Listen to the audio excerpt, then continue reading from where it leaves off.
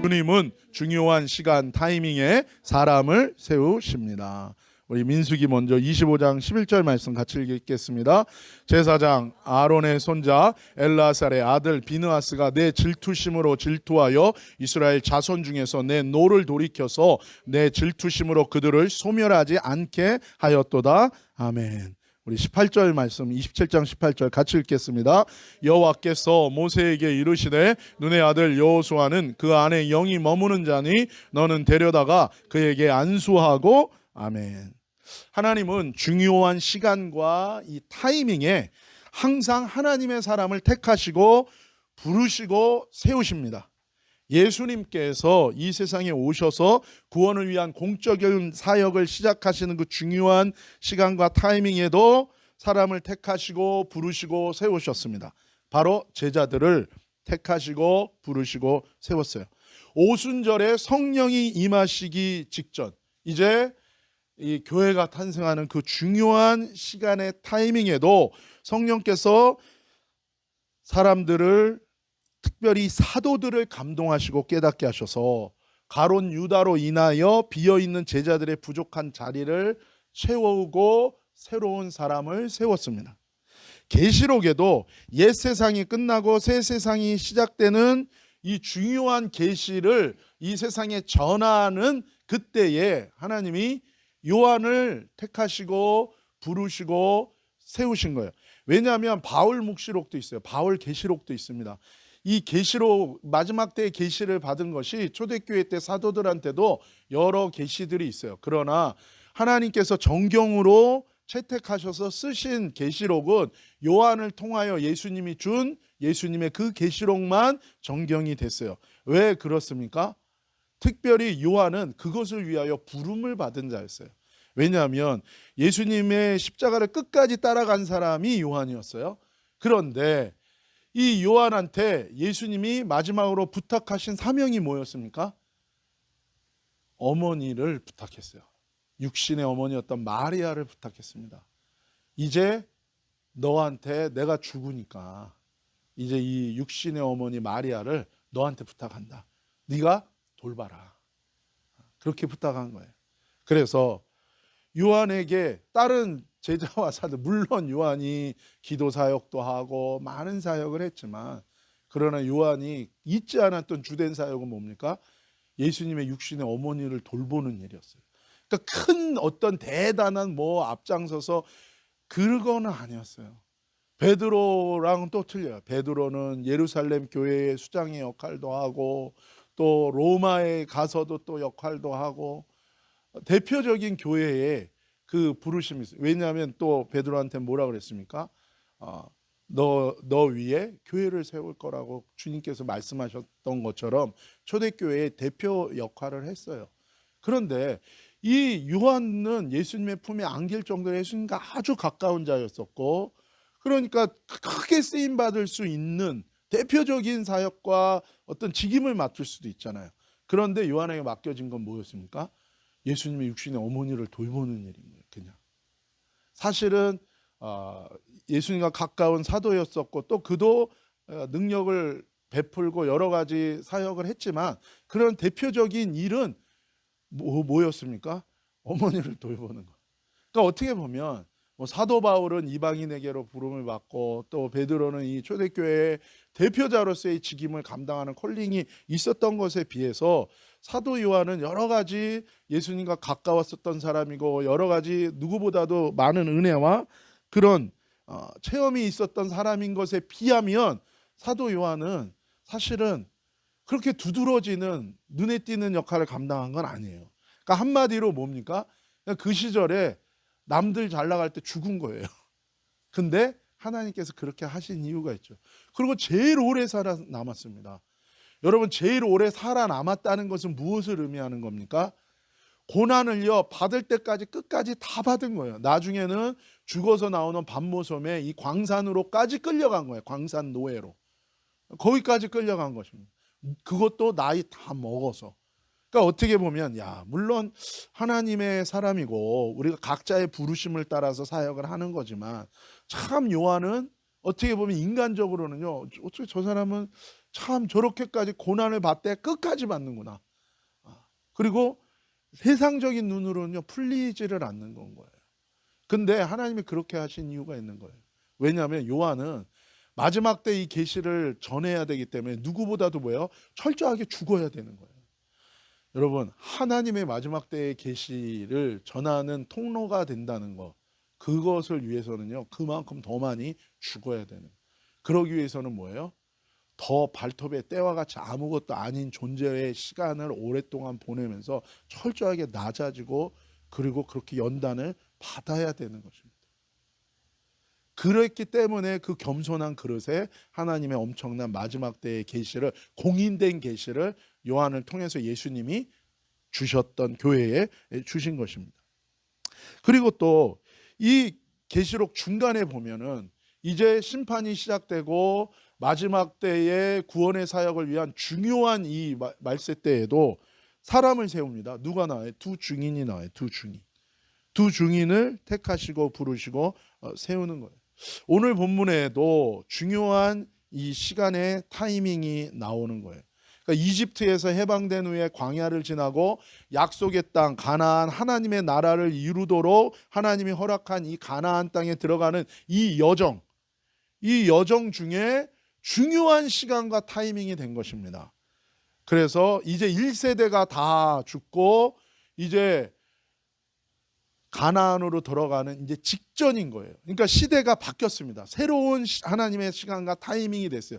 옛 세대는 다 죽었고 이제 리더십도 모세에서 넘어가야 되는 시간인 거예요. 중요한 시간인 거예요. 그리고 이제 그 시간 가운데서 이제 제사장도 아론의 리더십을 이어서 이제 계속해서 리더십을 감당해야 되는 그 중요한 시간과 타이밍에 오늘 본문, 이 두 가지 본문이 있는 거예요. 이때 하나님이 또 뭐예요? 사람을 택하십니다. 하나님의 사람을 택하고 부르시고 세우는데 그 두 사람이 누굽니까? 바로 비느하스와 여호수아였다는 거예요. 제사장, 영적인 리더를 택하고 부르고 세웁니다. 비느하스였어요. 그리고 민족과 나라를 이끄는, 하나님 나라의 백성을 이끄는 리더로서 택하고 세우고 부르시고 세운 분이 누구예요? 바로 여호수아예요. 근데 사실은 여러분, 성경이에요. 이 모든 건 다 그림자죠.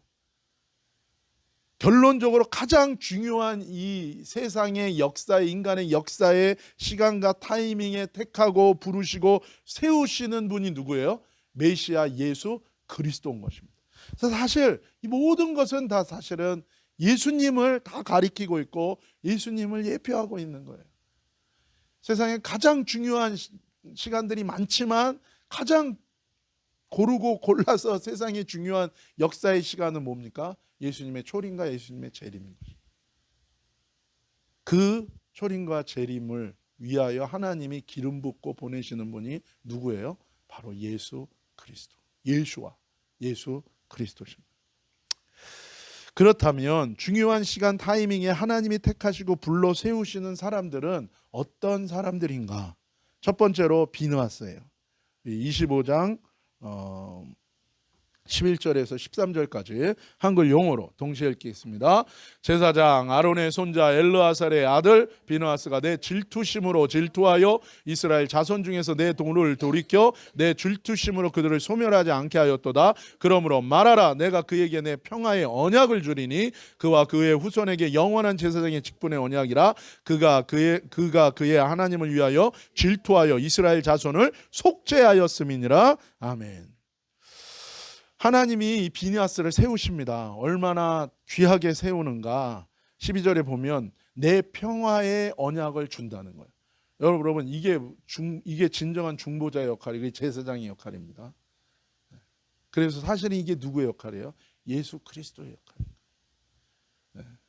그래서 이건요, 예수 그리스도를 전의 예표로서 보여주는 직임이면서 또한 무엇입니까? 이것은 예수님의 위임을 받아서 감당해야 되는 직임인 거예요. 그래서 이 평화의 언약을 감당하는 사람으로 하나님이 비느하스를 택하셨다는 거예요. 그러면서 뭐라고 얘기합니까? 너와 너의 후손에게 영원한 제사장의 직분의 이 언약을 준다라는 것입니다. 여러분, 우리는요, 예수 그리스도 안에서 우리는 아브라함의 후손이 돼서 아브라함에게 하나님이 주신 축복의 언약을 우리가 상속받게 되어 있어요. 그리고 또한 우리는 뭐예요? 예수 그리스도 안에서 영원한 영적인 제사장의 직분의 언약을 우리는 상속받게 되어 있는 거예요. 그래서 우리가 온전히 예수 그리스도 안에서 하나님의 형상과 하나님의 마음을 품잖아요. 그럼 우리는 어떤 사람이 된다고요? 하나님의 아들이라고 일컫는 평화의 사람이 되는 거예요. 모든 갈등과 모든 부딪힘 속에서 그곳에서 뭐예요? 평화의 언약, 그곳에서 하나님의 샬롬을 실현하는 하나님의 사람으로 부름을 받은 것입니다. 그래서 저와 여러분이 그 예수 그리스도 안에서 하나님의 마음을 품고 우리가 그 믿음과 그 사랑으로 순종하여서 살아가게 되면 저와 여러분의 삶 자체가 무엇입니까? 평화를 이루는 삶이 되는 거예요. 갈등이 있는 곳에 회복과 치유와 다툼이 있는 곳에 평화를 이루는 삶을 사는 거예요. 그래서 우리가 믿음으로 살았다는 증거는 뭡니까? 내가 가면 다툼이 그치는 거예요. 내가 하나님의 사랑으로 살았다는 증거가 무엇입니까? 내가 가면 싸우는 게 아니라 화해하고 치유하고 회복되는 역할을 하게 되는 거예요. 그래서 뭐예요? 입은 닫는 거예요. 말하고 싶은데 뭐예요? 은혜 받으면 입이 닫혀요. 그리고 뭐예요? 언제 열립니까? 그 사람을 위하여 축복하고 그 사람을 위하여 중보할 때 입이 열리는 거예요. 그리고 우리의 마음이 바뀌어요. 우리의 마음이 뭐예요? 내 마음에 맞아야 받아들이던 내가 이제는 뭡니까? 그 사람한테 내 마음을 맞춰요. 그러니까 마음이 넓어지는 거예요. 마음에 든다 안 든다라는 건 뭐예요? 내 이 좁은 마음에 저 사람이 안 들어오는 거예요. 그리고 또 내 모양하고 달라요. 난 세모인데 저 사람 동그라미예요. 근데 진짜 은혜 받고 하나님의 마음이 오면 이 넓어지는 거예요. 그렇게 되는 거예요. 근데 그 제사장의 역할로 이 비느하스를 하나님이 그렇게 불렀다는 것입니다. 왜 이런 은혜와 축복을 받았다고 얘기합니까? 13절에 보면 비느하스가 하나님을 위해 질투하는 사람이었다는 거예요. 하나님을 위해 질투. 이 질투라는 단어 속에는 열정이라는 게 있고 열심이라는 게 있어요. 항상 우리에게는요, 두 가지가 있습니다. 나의 열심이냐, 하나님의 열심이냐가 있는 거예요. 거룩한 열심이냐, 아니면 정욕과 욕심의 열심이냐, 이 두 가지가 있는 거예요. 그리고 교묘한 열심도 있습니다.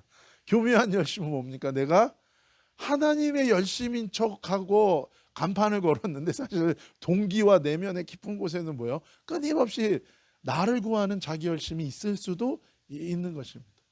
그래서 때로는 우리가 고난을 받고 우리가 낮춤을 받는 것이 하나님이 그걸 허락할 때가 있어요. 그때는 가만히 있어야 됩니다. 왜요? 그것도 나한테 뭔가 유익한 거예요. 그것을 통해서 우리가 뭡니까? 나의 열심이 연단받고 하나님의 열심이 내 안에서 나오도록 하는 거예요. 그게 영으로 사는 것이요, 그게 육으로 살지 않는 우리의 삶의 일입니다. 이 비느하스는 그 하나님의 열심이 있는 사람이었다. 하나님의 질투가 있는 사람이었다는 거예요. 나의 열심은요, 살리는 게 아닙니다. 죽입니다. 나도 죽어요. 남도 죽고. 근데 하나님의 열심과 하나님의 질투는 무엇입니까? 이스라엘 자손의 죄를 용서받게 합니다. 심판이 그치게 합니다. 그리고 구원받게 하고 그들이 사는데 헌신하는 열심이라는 거예요. 저와 여러분이 이런 열심이 있기를 예수님의 이름으로 축복합니다. 하나님이 그걸 볼 때 너무 기뻐하시는 거예요. 내가 무엇을 가지고 여호와 앞에 나갈까? 천천의 수양과 만만의 양을 가지고 하나님께 나아가 예배할까? 인자야, 하나님이 너에게 원하는 것은 하나님의 마음을 품고 믿음과 사랑으로 나아가는 거예요. 하나님의 열심으로 나아가는 거예요. 하나님의 마음으로. 11절에 또 하나는 비느하스가 하나님을 위해 질투하여서 이스라엘 자손 중에 임한 주님의 진노를 돌이키고 소멸시키고 멸망하지 않도록 보호하게 됐다는 거예요. 그래서 여러분, 성경은 어떤 존재인지를 얘기하는데 특별히 이 비나스의 이름에 성경은 그 팁과 비밀을 또 담고 있어요. 원래 이 비나스라는 이 히브리어 정확한 발음은요, 핀하스입니다. 핀하스. 그래서 핀이라는 단어는 돌아서다, 외면하다. 하스는 헤세드의 이 줄임말이에요. 그래서 긍휼히 여긴다라는 거예요. 그래서 항상 이 히브리어에는요, 긍정과 부정이 두 가지 뜻이 다 담겨 있습니다. 그래서 하나만 보면 안 돼요. 두 가지가 다 있습니다. 그래서 이것을 보면 이 빈하스라는 이 이름에 하나님이 담겨놓은 이 뜻을 보면 긍휼의 여지를 남겨두지 않는, 그러니까 미련 없이 머뭇머뭇거리지 않고 주님께로, 주님의 말씀으로 돌이키는 사람이었다는 거예요. 그러니까 하나님의 뜻이라면 머뭇거리지 않는 거예요. 그리고 빨리 돌이키는 사람이었었다. 그것이 뭐예요? 그것이 비나스였다. 그것이 누구야? 비나스였다. 여러분, 하나님께 돌이키는 게 뭐예요? 회개입니다. 회개. 비나스는 빨리 회개하는 사람이었어요. 비나스는 하나님의 뜻이라면 빨리 돌이켜 순종하는 사람이었었다는 거예요. 그리고 이 비나스의 이름은 또 하나는 의미는 뭐냐면 피한다는 의미가 있어요. 그래서 이것은 뭐냐면 다른 길에서 하나님께로 빨리 돌이키는 회개와 순종과 함께 하나님께로 피한다는 거예요. 하나님께로 더 깊이 들어가 숨는 사람이었었다는 거예요. 하나님을 구하되 더 깊이 구하는 사람이었다는 거예요. 그래서 여러분, 가장 복받은 우리의 상태가 뭐예요? 가장 좋은 영적인 상태가 뭡니까? 계속 기도하고 싶은 마음이 내 안에 나오는 거예요. 그게요, 우리가 성령 충만하고 우리가 은혜 받은 상황입니다. 우리가 첫사랑의 열심이라고 그러는데, 우리가 예수님을 만나서 첫 번째로 성령께서 내 마음에 오시고 내 마음을 새롭게 했을 때 우리의 마음의 특징이 무엇입니까? 계속 하나님을 찬양하고 싶고, 그냥 찬양 불러도 또 줘. 그전에는 그렇게 그냥 찬양해도 싫어요. 왜 이렇게 오늘따라 찬양이 길어. 항상 이런 마음이. 그리고 기도도 그냥 대표 기도도 한마디 더 하면 오늘따라 왜 또 한마디 더 해. 근데 은혜 받으면 어떻게 됩니까? 계속 찬양하고 싶고 기도하고 싶고, 이 영적 갈망이 우리 안에 들어오는데 비나스한테는 이 마음이 있었다는 거예요. 그러니까 하나님의 평화의 언약 공동체를 살리는 그 제사장의 역할을 하는 중보자의 역할을 하는 사람의 그 마음에 어떤 마음의 은혜를 주셨는가? 빨리 하나님께 돌이켜 회개하는 사람이고, 하나님께 돌이켜 순종하는 사람이고, 하나님을 구하되 더 깊이 하나님을 갈망하며 들어가는 은혜를 받은 사람이라. 비느하스가 바로 그런 자였었다. 그런 비느하스를 하나님이 평화의 언약을 이루는, 샬롬의 언약을, 메시아의 언약을 이루는 중보자여 제사장으로 불렀다는 것입니다.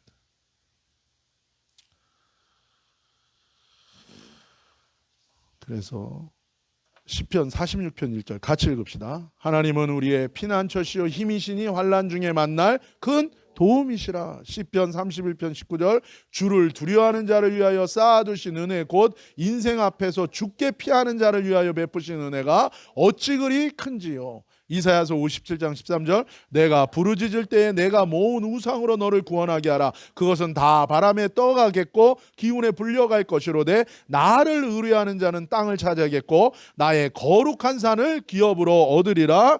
아멘. 여러분, 모양이 온유할 수 있어요. 모양이 겸손할 수 있습니다. 모양이 교만할 수 있어요. 모양이 겸손하지 않을 수도 있습니다.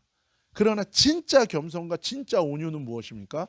그 마음속에요, 하나님을 구하고 또 구하는 자예요. 하나님께 매일매일 돌이켜 회개하며 늘 그 마음에 있는 자예요. 그래서 3살 먹은 애한테도요, 하나님의 진리라 그러면요, 그거를 들을 수 있고 배울 수 있는 사람입니다. 그래서 항상 돌이키는 거예요. 항상 돌이키는 거예요. 항상 회개하는 거예요. 근데 돌이킨 것 같는데 중심은 딱 변하지 않아요. 이거가 우리가 깨져야 되는 것입니다. 그래서 결국엔 이 비느하스가 단창을 두고 음행하는 자를 창으로 찌르잖아요. 근데 그것은 곧 누구를 찌른 겁니까? 그건 내 마음에 있는 음란과 내 마음에 있는 자기를 구하는 이 음행의 이 내 마음에 있는 깊은 것을 그 창으로 찌르는 것입니다. 근데 그것이 어떻게 가능한가? 하나님을 향하여 돌이키는 회개와 순종과 하나님을 구하고 더 깊이 나아가는 그 하나님의 열심으로 우리 안에 그것이 가능하다는 것입니다. 그래서 여러분, 하나님께 피하는 자가 되기를 예수님의 이름으로 축복합니다. 환난 중에 큰 도움을 입습니다. 주께 피하는 자를 위하여 베푸시는 은혜가 너무너무 크다는 것입니다. 그리고 우리가 나를 위하여 모으고 쌓은 이 모든 그 우상으로는 우리를 구원하게 못하고 바람에 나는 겨와처럼 아무것도 아니고 나를 도울 수가 없어요. 내 인생이 진짜 힘들 때. 하지만 하나님을 의뢰하는 사람은 땅을 차지할 거라는 거예요. 여러분, 성경에서 제일 불쌍한 게 무엇입니까? 땅이 없는 거예요. 그게 노예입니다. 남의 집 살이 하는 거예요. 그런데 땅을 갖고 집을 갖는다는 거, 이거 참 소중한 것입니다. 참 소중한 거. 참 소중한 거. 축복입니다. 근데 하나님을 의뢰하는 자한테 하나님 뭐예요? 땅을 주신다. 그러니까 기업이 없다는 거. 우리 이민자의 삶이라는 게 참 힘들 수밖에 없는 게 뭡니까? 처음 와서 아무것도 없는 거예요. 내가 발 붙이고 엉덩이 하나 붙일 땅이 없는 걸 느끼는 거예요. 저도 처음에 와서 하나님이 한 1년 있다가 6개월 있다가 한국 가라 그래가지고 다녀오라 그래서 한국을 갔는데 딱 인천공항에 도착하니까 그렇게 좋더라고요. 고향에 온 것 같아. 그래서 다시 왔구나. 떠날 땐 다시는 안 오겠다 그러고 갔는데 6개월 만에 하나님이 말할 수 없는 은혜를 주시고 저를 보내셨어요. 그래서 너무 좋구나. 근데요, 도착할 때 좋았어요. 그리고 이제 노을이 지는 거예요. 근데 이 땅에 내가 갈 집이 없는 거예요. 우리 가족들은 다 미국에 이 땅엔 더 이상 내가 갈 대림 아파트 101동 1200 1호인가 2호인가 거기가 내 집이 아닌 거예요. 하필 그 시간에 또 그 아파트 앞에 있었어요. 뭐 일처리 하느라. 한강에 똑같이 노을이 지는데 옛날에는 그 노을이 지면 아름답다. 그리고 집에 들어갔는데 이제는 뭐예요? 갈 곳이 없는 거예요. 그때 그 기분이라는 것은. 그래서 난 돌아가야겠구나. 그래서 돌아왔어요. 이제 일정을 마치고 LAX에 딱 도착하는 순간 LAX를 딱 나오는데 어떤 느낌이에요? 나는 누구고 여기는 어딘가, 난 또 왜 여기로 왔는가. 그러면서 제 마음 가운데 딱 드는 생각은 나는 아버지 집으로 가야겠구나. 천국 가는 거가 밖에 없구나. 여러분, 그렇습니다. 근데 하나님이 우리한테, 하나님을 의지하는 자에게 땅을 주신다는 거예요. 사실은 가인이요, 하나님과 끊어지면서 스스로 하나님을 떠났을 때 에덴의 동쪽이라는 소설도 있고 막 정말 하나님이 쫓아낸 것처럼 얘기하는, 그게 아닙니다. 사람이 스스로요 하나님을 떠난 것입니다. 하나님을 부정하고 하나님을 끊고 떠난 거예요. 그랬을 때 사람은요 만나게 되는, 마주하는 현실은요 정말 척박한 현실인 거예요. 근데 하나님이 뭐야? 하나님을 의뢰할 때 땅을 주신다. 머물 곳을, 우리가 얻을 진짜 땅은 어디입니까? 예수님이 우리를 위하여 예비하러 가신 새하늘과 새 땅, 아버지 집이에요. 그곳에 땅이 있는 거고, 그리고 이 땅에서 안식을 누리게 할 때 그때 또 땅을 얻는 거고.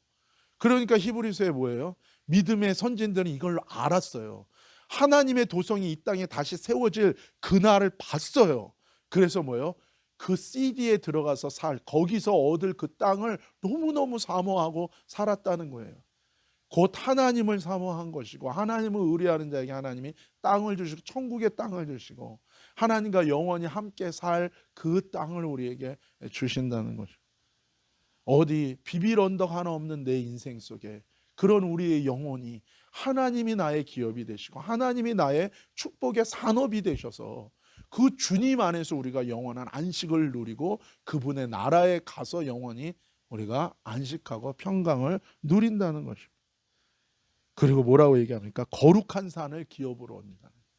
이 거룩한 산은 하나님이 임재하는 자리잖아요.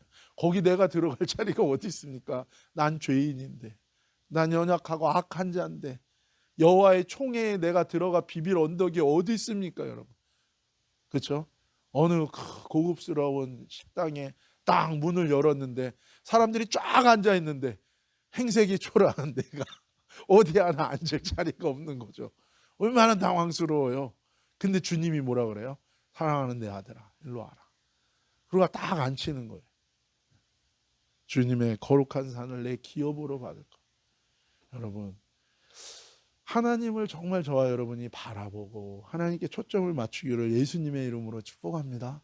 하나님 뭐라 그래요? 나를 찾는 자가 있는가 하여 내가 두루두루 땅을 살핀다.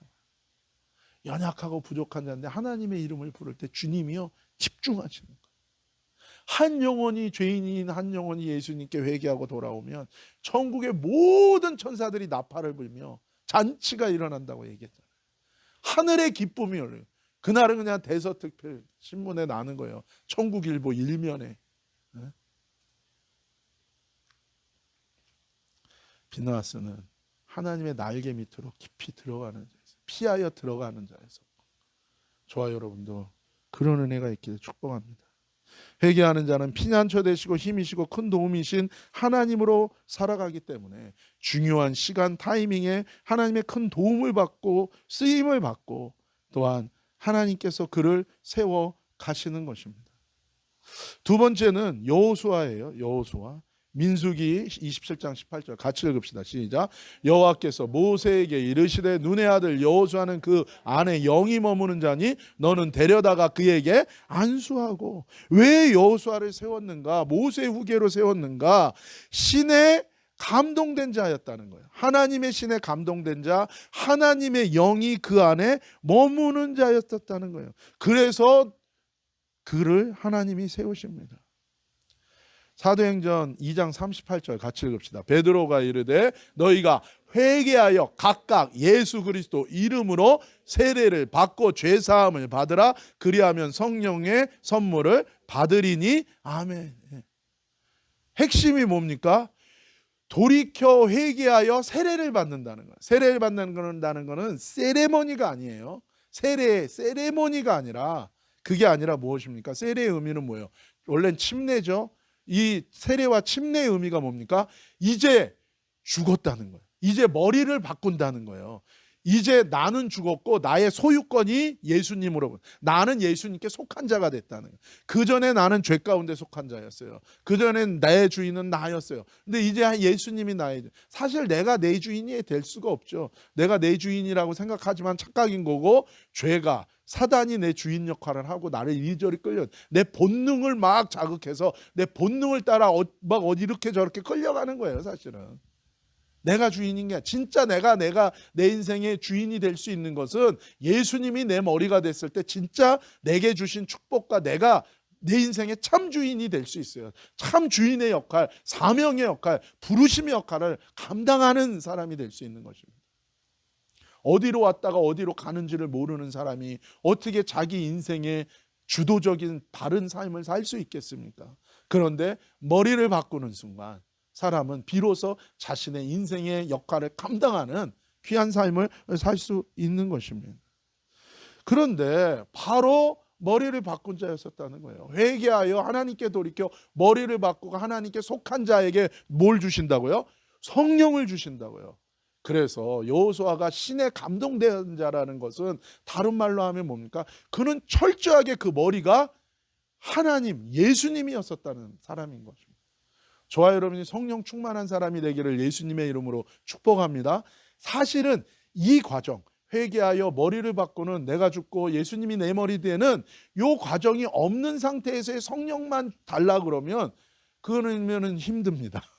그리고 받아도 다른 영을 받을 가능성이 많고, 받아도요 금방 까먹어요. 왜냐하면 다 줄줄 흘러요. 아니면 그거 가지고 나를 위해서, 내 정욕과 내 이익을 위해서 쓰려고 타락하는 거예요. 그러면 뭐예요? 영이 그 안에 머물질 않죠. 영이 머문다는 거, 여러분 오순절의 성령은요 위로부터 그냥 폭포수처럼 그냥 팍 붓는 겁니다. 한번 그냥 싹 사워하는 거예요. 그 다음에 뭐예요? 초막절 성령이에요.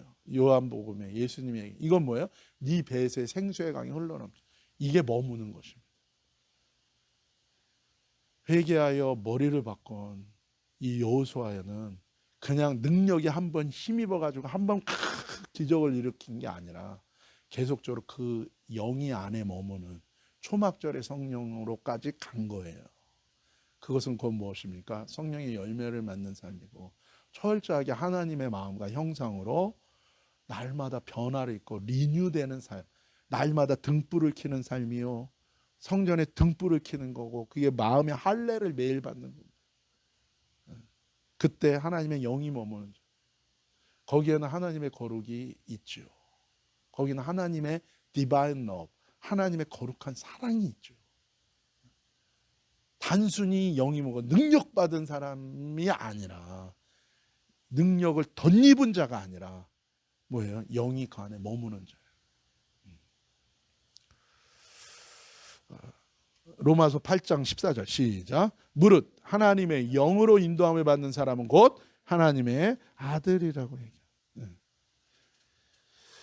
하나님의 인도함을 받는다는 건 다른 말로 하면 뭐냐면 하나님과 동행하는 사람인 거예요. 그리고 철저하게 뭐야? 하나님께 귀 기울이고 그 뜻대로 순종하며 반응하며 나아가는 사람이라는 거예요. 이게 왜 중요합니까? 우리 속에는요, 하나님의 사랑보다는요, 내 사랑으로 해요. 우리 속에는 하나님의 열심이 아니라 내 열심으로 한다고요. 하나님의 믿음이 아니라 내 믿음으로 한다고요. 그러니까 항상 내가 기준이에요. 하나님의 부르심과 뜻은요, 생각이 없습니다. 하나님이 보냈대요. 근데 결국에는 왜 저렇게 가지? 왜냐하면 하나님 보낸 거는 있는데 뭐예요? 자기 뜻은 여전히 붙들고 있으니까 결국에는 하나님의 부르심의 목적이 성취되지를 못하는 거예요. 그러나 하나님의 영이 머무는 사람, 하나님의 영의 인도함을 받는 사람은 하나님의 아들이고 하나님의 형상과 하나님의 뜻과 목적을 성취할 수 있는 이유가 거기에 있는 것입니다. 그렇다면 어떻게 여호수아는 이렇게 됐을까? 출애굽기 33장 11절 시작. 모세는 진으로 돌아오나 그 수종대와 눈의 아들 청년 여호수아는 회막을 떠나지 아니하리라. 회막이 뭡니까? 텐트 오브 미팅이에요. 만남의 텐트에 만날. 누구 만난? 하나님 앞에. 하나님 만나려면 뭘 어떻게 해요? 그냥 가서 계속 하나님의 이름을 부르고 주님 앞에 머무는 거예요. 아, 힘듭니다. 당연히 힘들죠. 안 해봤으니까. 당연히 힘들죠. 육으로 사는 게 익숙한데, 여러분 기도 눈 한번 딱 감으면 7시간 기도하십니까? 왜요? 당연한 거예요. 왜냐면 안 해봤으니까. 하면 돼요. 근데 뭐예요? 안 해봤으니까. 네. 하면 됩니다. 그거는 반복이고요. 루틴이에요. 그렇게까지. 눈의 아들 청년 여호수아는 회막을 떠나지 않았다는 거예요. 가인과의 차이, 가인은요 떠났어요. 여러 가지 핑계와 여러 가지 이유가, 여러 가지 방해와 내적인 갈등과 외적인 방해 속에서 우리가 머물지 못하고 자꾸 떠난다고요. 하나님 앞에 머물지를 못해. 머물면 막 못 견디는 거예요. 그렇죠?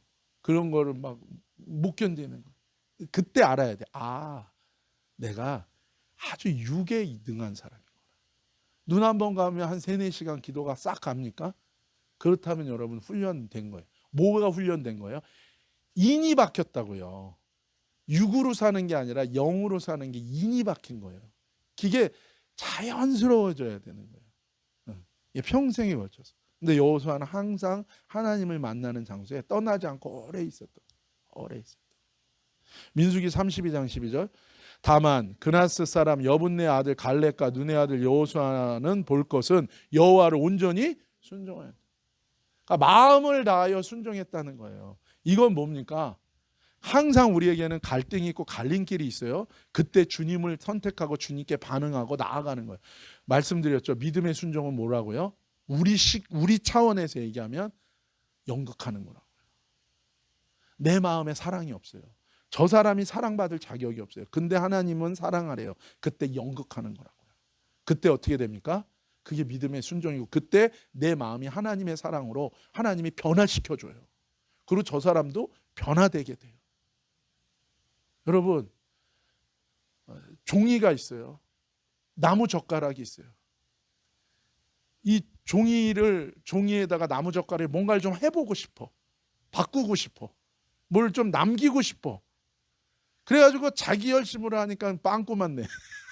근데 나무 젓가락이 불을 받아서 탔어. 그러니까 수치되니까 종이에다가 글을 남길 수 있는 그런 것처럼 믿음의 순종은요, 연극이에요. 우리 수준에서는 왜 연극일 그게 연극이면 되겠습니까? 당연히 사랑하는 마음을 가지고 해야지요. 우리 수준이 그게 안 돼요. 날 때부터 우린 죄인이고 우리 속에는 나의 사랑이고 나의 믿음이고 나의 열심이거든요. 그러니까 뭐예요? 연극을 하는 게 믿음의 순종이에요. 그게 우리 수준이기 때문에. 근데 그러면 성령이 역사하셔서 내 마음을 하나님의 믿음과 사랑으로 지배합니다. 그냥 감나무 밑에서 일단은 주세요. 좋습니다. 거듭날 때. 근데 문제는 그거를 쓰려면 어떻게 해야 돼요? 믿음의 순종을 해야 되는 겁니다. 그때 역사하신다는. 그런데 여호수아는 크게 있었다는 거예요. 요한복음 17장 4절 시작.